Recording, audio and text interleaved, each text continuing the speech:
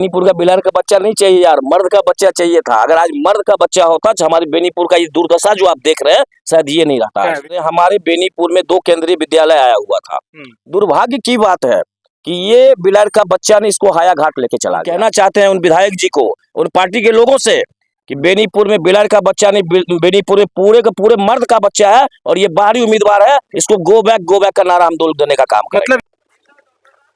और जय हिंद दोस्तों, इस वक्त आप देखना शुरू कर चुके हैं पक्की खबर। सच है तो खबर है। मौजूदगी मेरी दरभंगा जिला के बेनीपुर विधानसभा में। हमारे साथ क्रांतिकारी युवा है हमारे साथ, क्योंकि राजद के युवा नेता भी रहे और साथ ही साथ प्रवक्ता भी रहे राजद के लिए, और अब भी काफी एक्टिव युवा है। मैंने ऐसे ही नहीं इन्हें क्रांतिकारी युवा कहा है, क्योंकि सोशल मीडिया इन्हें क्रांतिकारी युवा के नाम से जानती है। सबसे पहले बहुत बहुत स्वागत नटराज जी आपका। आपका भी स्वागत और साथ में बेनीपुर की तमाम जनता को आदाब, सलाम और जय हिंद जय मातरम मैं बोलना चाह रहा हूँ।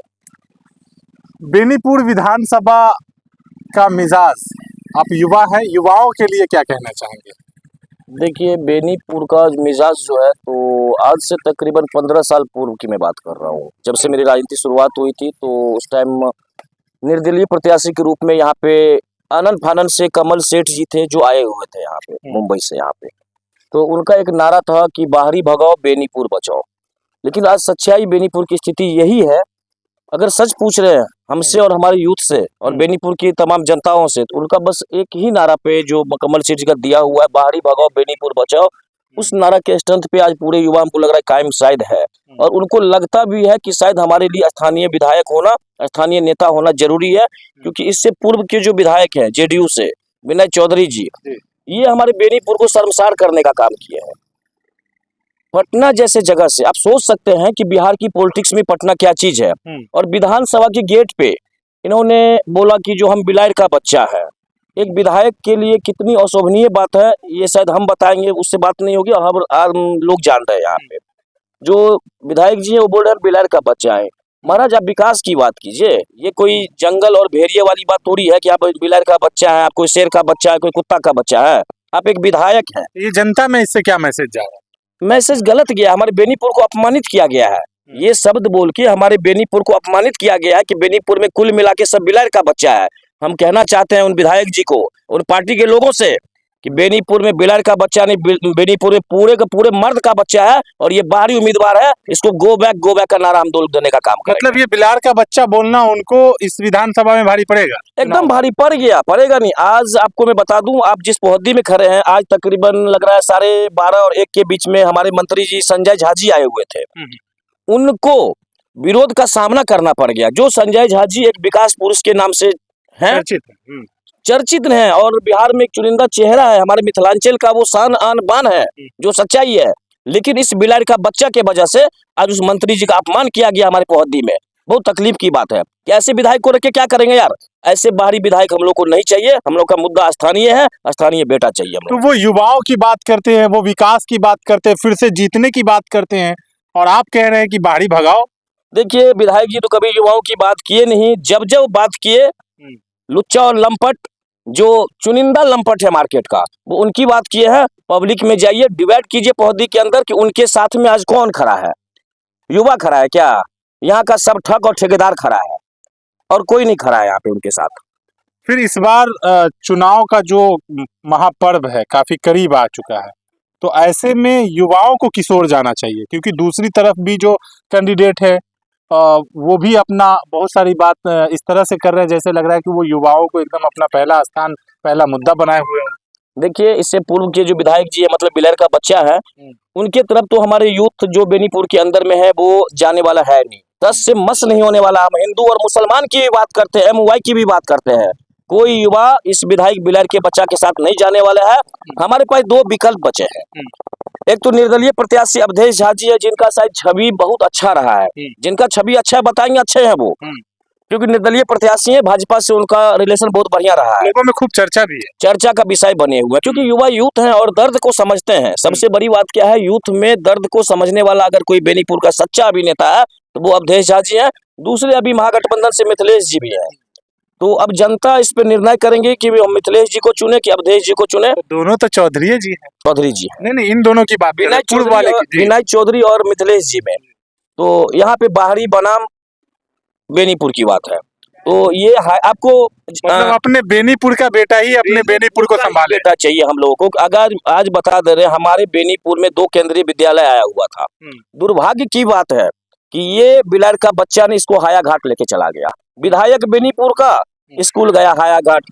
और एक चीज और आपको बता देना चाहते हैं, आपके मीडिया के माध्यम से मैसेज देना चाहते हैं कि ये वही विनय चौधरी है जिनके पिताजी 5 बार विधायक से चुनाव हारे हुए हायाघाट से। और ये व्यक्ति विनय चौधरी जो अपने को प्रोफेसर बोलते हैं, मतलब विनय बिलार का बच्चा, ये बहादुरपुर से एक बार चुनाव हार के बेनीपुर की भोली वाली जनता को इन्होंने ठगने का काम किया है। तो वो तो पढ़े लिखे एजुकेशन के फील्ड में है और एजुकेटेड होने के नाते फील्ड में कहते हैं कि हम शिक्षित हैं, शिक्षित उम्मीदवार का साथ दीजिए, प्रोफेसर हैं, और आप कह रहे हैं बिलार का बच्चा। अरे हम कहाँ बोल रहे हैं ये चीज बिलार का बच्चा है, वो तो खुद अपने स्वयं अपनी मुंह से बोले हुए हैं। आप आज तक न्यूज खोलिए, जी न्यूज खोलिए, नेशनल न्यूज पे उन्होंने बोला हुआ है। सोशल मीडिया पे है। सोशल मीडिया तो छोड़ दिए भाई साहब, ये आज तक नेशनल न्यूज है, जी न्यूज नेशनल है, इंडिया न्यूज नेशनल है, उस पे ये खुद बोले हुए हैं कि हम बिलार का बच्चा है। अरे बेनीपुर का बिलार का बच्चा नहीं चाहिए यार, मर्द का बच्चा चाहिए था। अगर आज मर्द का बच्चा होता तो हमारे बेनीपुर का ये दुर्दशा जो आप देख रहे हैं शायद ये नहीं रहता है। विकास नहीं किया है पूरे का पूरे, जब से ये आए हैं विनाश कर दिया बेनीपुर का। विकास कहाँ, पूरे विनाश में मेरा बेनीपुर चला गया है। सच्चाई यही है यहाँ की। आपके बेनीपुर में अनुमंडलीय अस्पताल की बात कीजिए, स्टेडियम की बात कीजिए, सब तो विकास है। अच्छा, विनय चौधरी जी का चच्चा दिया था का? ये विनय चौधरी जी का चच्चा दे गया था का स्टेडियम? वो माननीय अब्दुल वारी सिद्दीकी साहब का देन है।